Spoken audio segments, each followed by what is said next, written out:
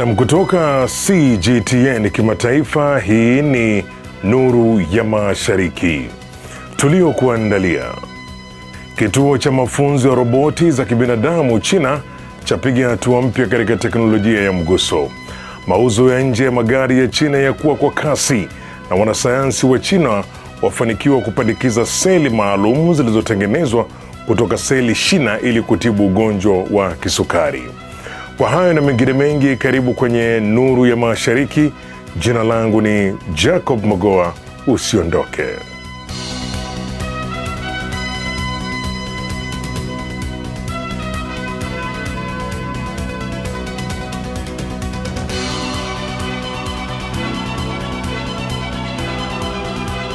Kituo cha mafunzo ya roboti za kibinadamu jijini Beijing kinatarajiwa kuanza awamu ya 3 ya mafunzo ya teknolojia ya mguso ifikapo mwisho wa Machi, kikilenga kuwapa roboti uwezo wa kufanya kazi katika mazingira halisi katika sekta mbalimbali kama uzalishaji viwandani, usindikaji wa mazao ya kilimo, huduma za hoteli, usafi wa majumbani, usimamizi wa nyumba janja na hata huduma za matibabu. Nilifuatilia taarifa hiyo na kukuandalia ripoti ifuatayo. Kikiwa na ukubwa wa zaidi ya mita za mraba 10,000, kituo hicho kilichopo wilaya ya Xinjiang magharibi mwa Beijing ni kikubwa zaidi cha aina yake nchini China. Kinafanya kazi kama shule maalum ambapo roboti hufundishwa kupitia mazingira halisi kabla ya kuanza kutumika rasmi. Ndani ya kituo hicho, roboti nyingi zinafundishwa uwezo wa kuhisi mguso. Mkono mmoja wa roboti unaweza kuzalisha maelfu ya data kila sekunde, ikijumuisha taarifa za mguso na picha. Roboti zetu zina uwezo wa kutambua nguvu ndogo sana ya hadi Newton 0.01, sawa na uzito wa unywele mmoja unapogusa vidole vyetu. Kwa udhibiti huu wa kiwango cha nguvu, zinaweza kutekeleza kazi mbalimbali ngumu na nyeti kwa usahihi mkubwa. Awamu ya kwanza ya mradi ilikamilika na kuanza kufanya kazi mwishoni mwa Machi mwaka jana, ambapo mikono ya roboti 100 yenye magurudumu ilianza kutumika katika hifadhi ya Shougang. Katika awamu ya pili, roboti 100 za kibinadamu zilisambazwa katika mazingira mbalimbali ya kazi, zikiwemo viwandani na majumbani. Roboti hizi zilifanya kazi kwa wastani wa saa 10 kila siku na kuzalisha takriban data milioni 6 halali kila mwaka, kiwango kinachoifanya China kuwa miongoni mwa vinara wa teknolojia hii duniani. Mauzo ya nje ya magari ya China yanaendelea kukua kwa kasi kubwa, yakichochewa na ongezeko la mahitaji ya kimataifa pamoja na mafanikio ya teknolojia za magari ya nishati mpya. Ukuaji huu unaonyesha nafasi muhimu ya sekta ya magari katika kuimarisha uchumi wa China na vilevile pia kupanua ushawishi wake katika masoko ya dunia. Kulingana na takwimu za hivi karibuni kutoka chama cha watengenezaji magari cha China, mauzo ya nje ya magari ya China yameongezeka kwa kasi, yakipanda 48% hadi kufikia magari milioni 1.3 katika miezi miwili ya kwanza ya mwaka huu. Mwezi Februari pekee, mauzo ya nje yalifikia zaidi ya magari 600,000, ikiwa ni ongezeko la 52% ikilinganishwa na mwaka uliopita. Magari ya umeme yalionyesha mafanikio makubwa zaidi, yakifikia mauzo ya magari 500,000, sawa na ongezeko la 110%. Magari ya umeme yalichangia zaidi ya 40% ya mauzo yote ya nje na kuwa kichocheo kikuu cha ukuaji wa sekta hiyo. Maafisa wa chama cha watengenezaji magari cha China wanasema kwamba sekta ya magari ya China ina mnyororo kamili wa uzalishaji pamoja na faida kubwa katika teknolojia za nishati mpya na mifumo mahiri, huku masoko ya nje yakiendelea kupanuka. Kutokana na hali hiyo, mauzo ya nje yanatarajiwa kuendelea kukua kwa udhabiti. Mauzo ya magari kuelekea Umoja wa Ulaya yaliongezeka kwa karibu 28%, huku yale yanayokwenda katika eneo la Amerika Kusini yakipanda kwa 16%. Kwa ujumla, mauzo ya nje yameendelea kuwa nguzo muhimu ya uchumi wa China licha ya mvutano wa kibiashara na Marekani. Mauzo ya nje ya China yaliongezeka kwa 5.5% mwaka 2025, huku ziada ya biashara ikifikia rekodi ya karibu dola trilioni 1.2. Wakati huo, ongezeko la matumizi ya akili bandia limeongeza mahitaji ya semiconductor, ambapo mauzo ya nje ya bidhaa hizo yalipanda kwa karibu 73%, yakichangiwa pia na kupanda kwa bei kutokana na uhaba wa chipu. Mauzo ya bidhaa za mitambo ya umeme kwa ajili ya magari ya umeme yaliongezeka kwa 27%. Toleo la 30 la soko la kimataifa la filamu na televisheni la Hong Kong nchini China lilifunguliwa Jumanne, likianza tamasha la siku 4 lililohudhuriwa na zaidi ya waonyeshaji 790 kutoka nchi na maeneo 38. Tukio la mwaka huu linatoa jukwaa la biashara ya maudhui ya burudani ya filamu na televisheni ili kuhimiza ubadilishanaji wa tamaduni. Khamis Darwish anatujuza zaidi.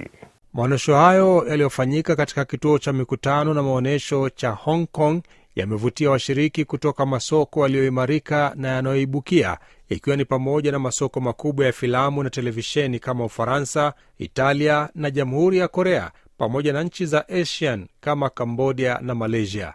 Pia yana washiriki wengi kutoka masoko yanayoibukia wanaoshiriki kwa mara ya kwanza, wakionyesha uwezekano wa ushirikiano wa kimataifa katika sekta ya filamu na televisheni. Tukio hilo limeingia ushirikiano na mashirika 10 ya kimataifa ya kukuza filamu ili kuhimiza ushirikiano zaidi wa kimataifa na miradi ya utayarishaji wa pamoja. Kadri sekta ya filamu na televisheni ya China bara inavyoendelea kupanuka katika masoko ya nje, maonyesho ya filamu na televisheni yamekuwa mojawapo ya majukwaa muhimu ya kusaidia kampuni za China kufikia soko la kimataifa. First, we are bringing high-quality audiovisual content, including our TV series Swords into Plowshares and over a dozen other new shows. Second, in terms of ecosystem development and technology-driven innovation, we are forging strategic partnerships with tech giants. We hope to leverage platforms like Hong Kong to accelerate and enhance the transformation and upgrading of our business. Entertainment Pulse, kongamano lililoandaliwa na Baraza la Maendeleo ya Biashara la Hong Kong, lilifanyika sambamba na Filmat, likiwakutanisha viongozi wa sekta kutoka duniani kote kujadili mada muhimu kama akili bandia au akili mnemba, utiririshaji wa video na ufadhili wa miradi. Watafiti nchini China wamepata mafanikio makubwa ya kitabibu baada ya kutumia teknolojia ya seli shina za endoderm kutengeneza tishu zinazofanana na visiwa vya kongosho, yani e-isolate, hatua inayoweza kurejesha uwezo wa mwili kudhibiti sukari kwa wagonjwa wa kisukari almaarufu type 1 diabetes. Timu hii ya watafiti imeunda mfumo wa kiteknolojia unaotumia seli shina za endoderm na kufanikiwa kuzalisha visiwa vya kongosho vinavyofanya kazi hususan kwa wagonjwa wa kisukari. Kwa mafanikio haya, watafiti walitekeleza upandikizaji wa kwanza duniani kwa njia isiyo ya upasuaji mkubwa, wakitumia seli kutoka kwa mgonjwa mwenyewe pamoja na wafadhili. Hatua hii inatajwa kuwa ya kihistoria duniani, kwani inawezesha kurejeshwa kikamilifu kwa kazi ya visiwa vya kongosho kwa wagonjwa wa kisukari aina ya kwanza almaarufu type 1 diabetes. Hadi sasa wagonjwa 3 wamefanikiwa kutibiwa kwa kutumia teknolojia ya e-isolate katika utafiti huo uliofanywa mjini Shanghai. Tofauti na mbinu za kawaida zinazotumia seli shina zenye uwezo wa kuwa aina yoyote ya seli, teknolojia hii mpya hutumia moja kwa moja seli za endoderm, hivyo kupunguza muda wa ukuzaji wa seli kutoka siku 40 hadi 14. Hali kadhalika inapunguza hatari ya kutokea kwa uvimbe, kwani seli hizi hazizaliani ndani ya mwili wa binadamu. Matokeo ya utafiti huo yamechapishwa katika jarida mashuhuri la kimataifa The Lancet Diabetes and Endocrinology, hatua inayothibitisha ubora wa umuhimu wa uvumbuzi huo katika sekta ya tiba kote duniani. Ugunduzi huu unaonesha matumaini mapya kwa mamilioni ya wagonjwa wa kisukari ambao kwa sasa hulazimika kutumia sindano za insulin maisha yao yote. Kikao cha juu cha mazungumzo kati ya maafisa watafiti na wanafunzi kutoka China na Afrika kimefanyika mjini Cape Town, Afrika Kusini, kikilenga kuimarisha ushirikiano katika nyanja za sayansi, teknolojia na utamaduni. Tom Njala anatueleza mengi zaidi. Kikao hicho kilichofanyika wiki hii kilijikita katika kujadili matokeo ya mikutano mikuu ya China inayojulikana kama vikao viwili almaarufu 2 sessions. Katika mikutano hiyo, China ilipitisha mpango wake wa 15 wa maendeleo ya miaka 5, yani kuanzia mwaka huu wa 2026 hadi mwaka wa 2030, unaoelekeza njia ya China hiyo kuelekea maendeleo ya kisasa yenye ubora wa juu. Washiriki walitumia fursa hiyo pia kuchunguza maeneo mapya ya ushirikiano kati ya China na nchi za Afrika. Kikao hicho kiliandaliwa na China Media Group CMG, ambapo washiriki walijadili vipaumbele vya maendeleo ya China na athari zake kwa dunia katika kipindi cha miaka 5 ijayo. Wengi wa washiriki walikubaliana kuwa maendeleo ya China ni fursa kwa dunia nzima na kwamba uthabiti wa China utaongeza uhakika katika jamii ya kimataifa. Aidha, walieleza kuwa mwaka wa 2026 wa China na Afrika wa mabadilishano ya watu kwa watu unatoa nafasi mpya ya kuimarisha uhusiano na ushirikiano kati ya pande hizo mbili. Washiriki pia walisisitiza umuhimu wa kujenga jumuiya ya karibu zaidi ya China na Afrika yenye mustakabali wa pamoja kupitia mazungumzo ya wazi na ushirikiano jumuishi. Kwenye kikao hicho, wageni kutoka sekta na taaluma mbalimbali, biashara na elimu za Afrika Kusini walijadili mada mbalimbali ikiwemo teknolojia kuwa nguvu ya kisasa na msukumo mpya kwa ubunifu kati ya China na Afrika, na vilevile kujifunza kati ya tamaduni na mawasiliano ya kimataifa, mipaka mipya ya ushirikiano wa vyombo vya habari kati ya China na Afrika. Aidha, tukio hilo lilijumuisha maonyesho ya kazi mbalimbali za CMG ikiwemo vipindi vya kitamaduni vinavyoonyesha teknolojia za kale na za kisasa za China, pamoja na onyesho la kusisimua la sanaa ya kijeshi ya roboti kutoka tamasha la Spring Festival la mwaka huu. Zakia Pong leo anatufahamisha jinsi mwalimu kijana wa shule ya msingi kusini magharibi mwa China anatumia dansi za mtaani kuwajengea wanafunzi wake kujiamini, hasa wale wanaoishi mbali na wazazi wao au kutoka katika familia zilizovunjika. Karibu tujiunge naye basi Zakia Pong kwenye sehemu yetu ya Ifahamu China.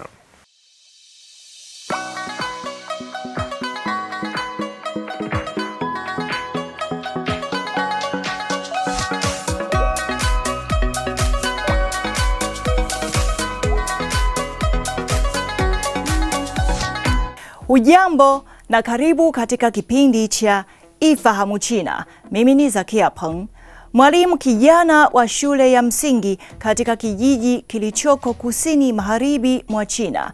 Amewasaidia wanafunzi wake kujiamini. Wengi wao wanaishi mbali na wazazi wao wanaofanya kazi za vibarua vya kuhamahama ama wanaotoka kwenye familia zilizovunjika kwa mafunzo ya ziada ya dansi za mtaani. Mafunzo hayo yalianza mapema mwaka 2023 wakati Wang Jiajia mwenye umri wa miaka 25 aliyesomea taaluma ya muziki chuoni alipokuwa mwalimu wa hesabu katika shule ya msingi Pingjai, shule ya umma ya ngazi ya kijiji katika mkoa wa Guizhou. Mara moja aligundua mapenzi ya watoto wa huko na kipaji chao cha kucheza dansi. Wazo lake liliungwa mkono na mkuu wa shule, ambaye aliona klabu ya dansi kama njia ya kushughulikia suala ambalo shule nyingi za kijijini zinakabiliana nalo.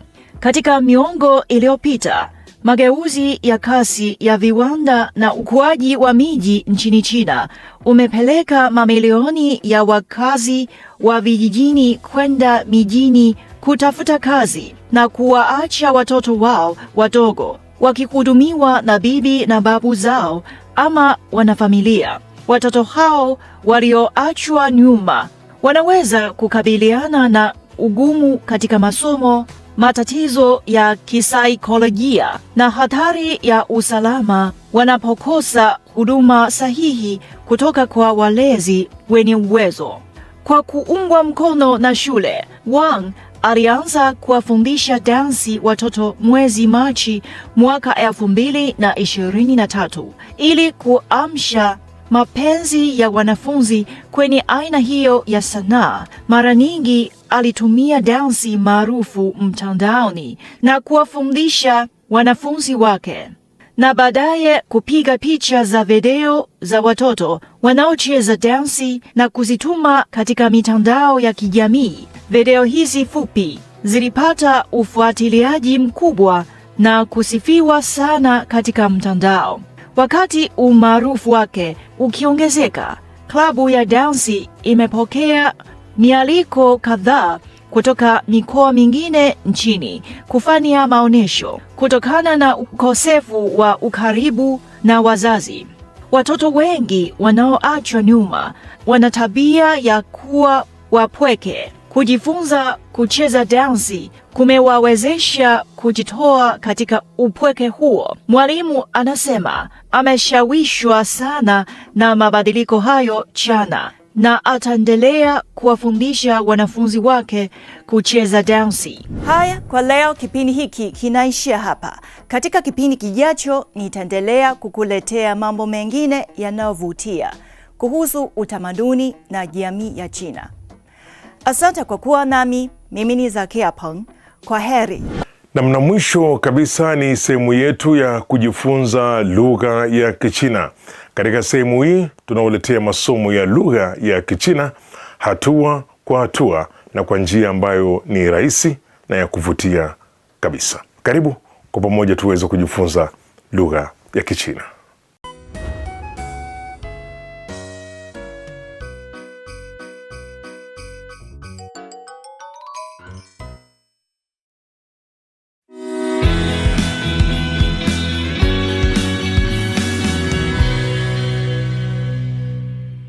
Hamjambo, karibuni katika darasa la Kichina la YCT.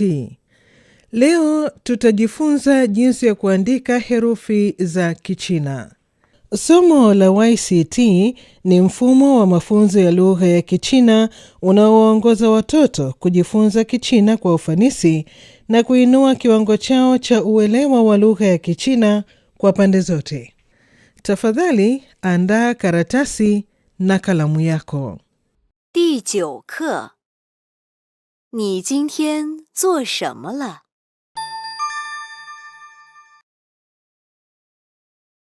Kujifunza herufi za Kichina. Tafadhali chagua herufi sahihi za Kichina kwa mujibu wa Pinyin, kisha mfuate mwalimu kuandika. 水 Niambie, ipi ni sahihi? 第2个 Hebu tuone kosa liko wapi kwa herufi ya kwanza. Sasa, hebu tuone jinsi ya kuandika herufi hii ya Kichina kwa usahihi. Tafadhali andika pamoja nami.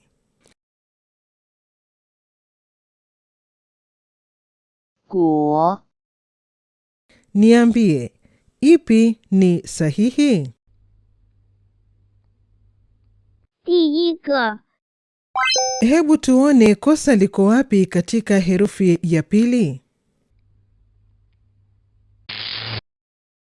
Sasa, hebu tuone jinsi ya kuandika herufi hii ya Kichina kwa usahihi. Tafadhali andika pamoja nami.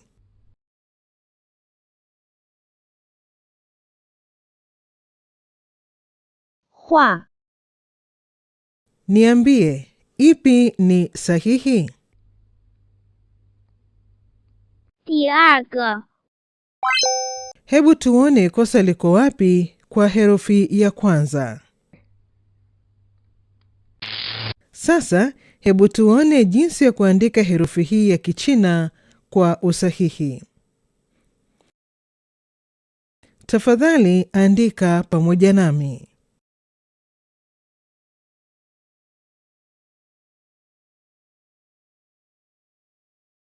没 Niambie, ipi ni sahihi? 第1个 Hebu tuone kosa liko wapi katika herufi ya pili. Sasa, hebu tuone jinsi ya kuandika herufi hii ya Kichina kwa usahihi. Tafadhali andika pamoja nami.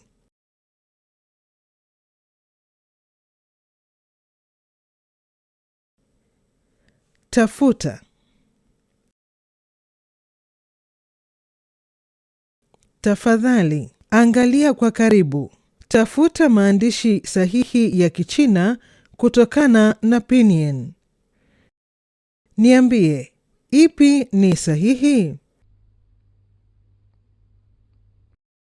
第二个画，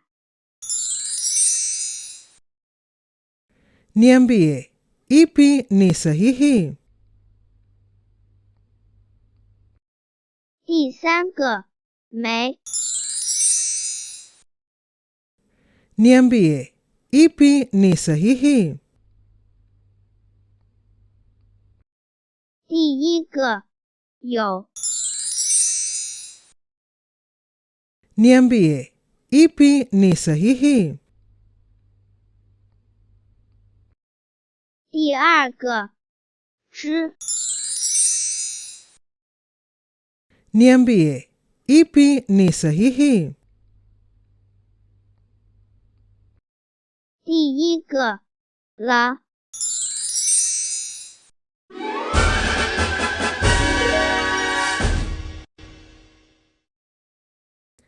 Kazi ya nyumbani kwa leo ni kuandika herufi za Kichina. Na kesho tutaendelea kujifunza Kichina. Kufikia hapo ndipo ninapokamilisha makala haya ya Nuru ya Mashariki. Usikose kujiunga nasi tena juma lijalo sana wakati kama huu kwa makala mengine ya Nuru ya Mashariki. Kwa niaba ya wote waliofanikisha, mimi ni Jacob Mogoa na nasema shukran kwa kuwa nami.